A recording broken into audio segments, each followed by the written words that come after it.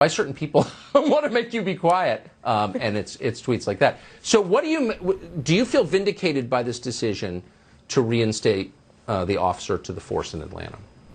No, I'm actually disgusted by this decision because it should have never happened in the first place, right? I would feel vindicated if this officer was never arrested, if this officer never lost his job. That would be vindication. What has happened here is something that everybody should be angry about and upset about. All it took was 2 eyes and an ounce of morality to call out what actually happened in this case. This officer acted and demonstrated a high emotional acuity. He went from trying to peacefully arrest somebody. He was so kind. In the full video, he calls him sir. And then this guy, in the middle of the arrest, shakes him off, tackles him and his partner to the ground, and grabs a weapon and sprints away. He doesn't even know if his partner is okay. He's chasing this guy on foot, putting his own life at danger, and the guy turns around and attempts to fire a weapon at him. In that moment, it's, am I going home or is this criminal going home? People forget that police officers are fathers, they're sons. They have homes, they have families to go home to. In this instance, he acted correctly across the board. And what happened, the worst part of this, Tucker, is that the mayor has come out. Keisha Bottoms has come out and spoken about why he was fired in the first place. You want to know what she says? She says because if we hadn't fired him instantly in that moment because it was following George Floyd's death, it would have represented a public safety crisis. Essentially what she's saying, Tucker, is we were scared, so we had to fire him because the mob was outside. It is a complete and utter act of cowardice that we are talking about when the mayor knows that she did something simply to please the mob. And guess what? She's right. She is correct. Had they not have fired him instantly, her city would have burned for weeks on end. But what does that tell you about the state of America today?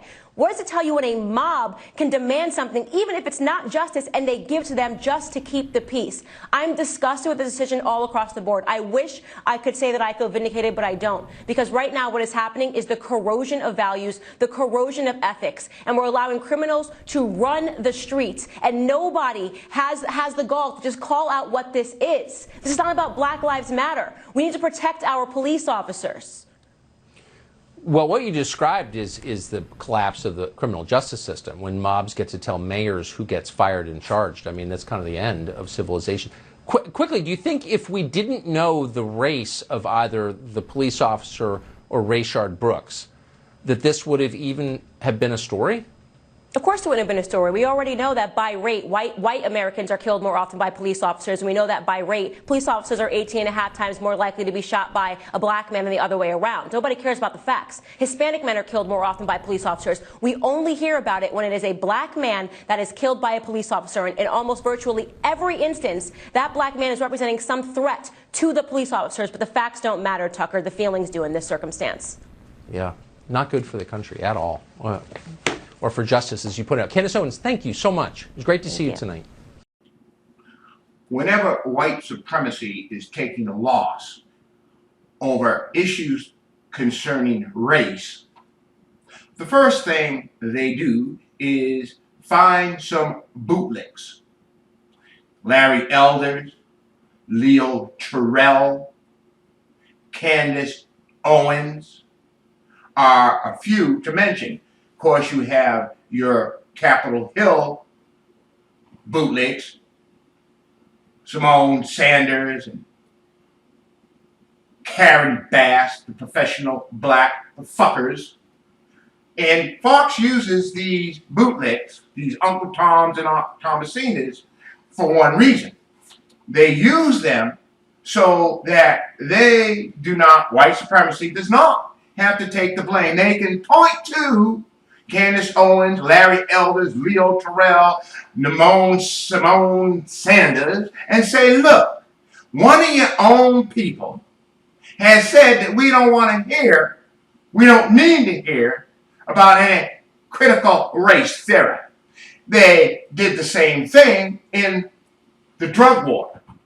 They shaped or misshaped the plea from the black community to stop the violence,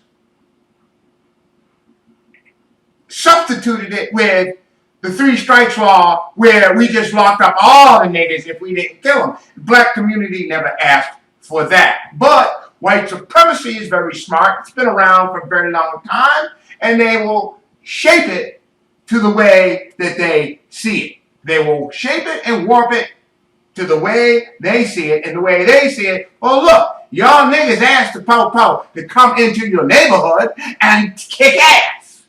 And the black people, after being decimated over the crack cocaine pandemic, said, no, that is not what we asked for. This is the same thing, the same ploy, the same playbook by white supremacy. Is when change, and mind you, change is always met with resistance. In this deal, a great deal of resistance. We bring out the bootlegs to tell you niggers to get in line. And this is who or what is happening here with Tucker Carlson. Now, on a side note, something that interested me, now we're going to get back to Mammy Candace. Something that's always interested me is why Fox celebs so angry. Tucker Carlson, Candace Owen, Jeanine Pirro, why are they so angry? Well, for Tucker Carlson, when he was a young boy, his mama, his matriarch, maternal mama, left to join a hippie commune, a bohemian commune. Now, and then he was sent away after gay, found him a rich girl, a rich lady, and married her. They sent him off to boarding school. That could piss me off. I could have some resentment there. And there's Jeanine Pirro. Jeanine Pirro has a permanent scowl. Okay? Just look at her. Something. The corner of her mouth always turned up. Eyes are always on fire. Okay? She is angry. I'll tell you why she's angry. Her husband was doing the maid. That's right. Just think Arnold Schwarzenegger or Arnold Schwarzenegger, okay? Doing the maid, got caught. Not only that, the motherfucker was doing the maid, but he got caught in a tax scam and went to jail. I don't know which came first. Who cares? Chicken or egg? I don't give a fuck, all right? This is why she's so angry. Now, back to Candace Owens. Why is she so angry at black people? Why is she self-loathing? Well, here's the story. When Candace Owens was a young girl, her parents divorced. She hardly ever mentions them. In fact, I can't find any research. Anybody that knows anything about Candace Owens' parents, please drop me a line. But yes, they divorced, and she was raised by her peepaw, you say. I suspect this is why she's angry now, not to the mention that, of course, every black person in this country understands what racism is. Hell, every person in this country by the age of 15 understands how racism works. She understands it too. Hell, she sued some white boys that were harassing her. I remember reading this story.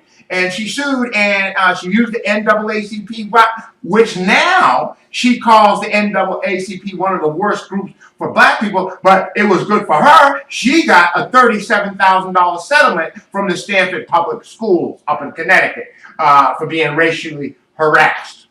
There is that. The NAACP now, that she's turned conservative now, I want to drift back here. So she sued. So, all right, this is background. How did she become the darling of the conservative party or the Republican Party? It was Trump. Trump caught her out there spewing her bile against niggas and said, that's my girl, that's my nig, that's my little nig now. But here's the problem. Trump got her. And she almost slowly faded out of existence. Oh, yes, I'm sure she could get some speaking engagement, but I'm not really all that sure. Hell, it's just, 4 or 5 months into the candidacy of Joe the bigot Jim Crow Biden. And so her stardom was waning.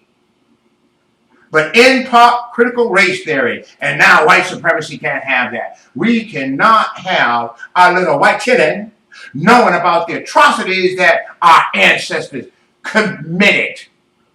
Atrocities. All started with the 1619 Project, which I think is bullshit. But hey, if it spurs this debate, if this conversation is going on, and now it's to the point where white supremacy say, hey, what the hell is going on here, boy, folks? We can't have this going on. Bring out the bootlicks. Larry Elder, Leo Terrell, Candace Owens.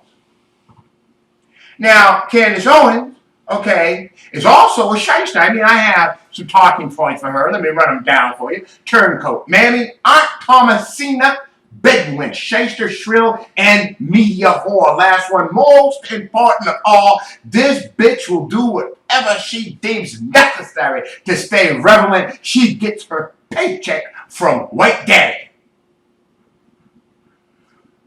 Critical race theory, white supremacy is Fox News. Time to bring in the bootlicks, Candace Owens, and this is what you're experiencing here. Now, Candace Owens has a philosophy that says, well, nigger, if you got shot and killed by the police, shot in the back by the police while running away, well, nigger, you must have done something. You must have come out of like a juggernaut or said something about his mama or something. I don't know, but it's your fault that you got shot. Right? This is a shrill. This is a shrill. Her being a shrill. Mammy being a shrill for white supremacy. However, she never mentions Kenneth Walker, who defended Breonna Taylor with his life. Defended her with his life. Tried to lock that nigga up. That didn't work. Marissa Alexander, black woman, shot at an abusive husband or ex-husband. Look it up, Google it, common knowledge. And Pam Bondi wanted to give her, I think it was Pam Bondi, look it up, you don't have to trust me, look it up, wanted to give that woman 60 years. Now this is a stand your ground. I guess Marissa didn't know that you were supposed to kill the nigga, but 60 years? And then there's Sandra Bland. Scooped up by the po-po down there in Texas and never came out alive. We don't hear. We don't hear. We do not hear Mammy Owens talking about that. But whenever a black man is shot in the back or shot or had his neck snapped by the knee of the fucking white race soldier, then here comes Mammy Candace Owens. He must have done something, the nigga. Can you say Uncle Remus? This is who Candace Owens is. Plain and simple.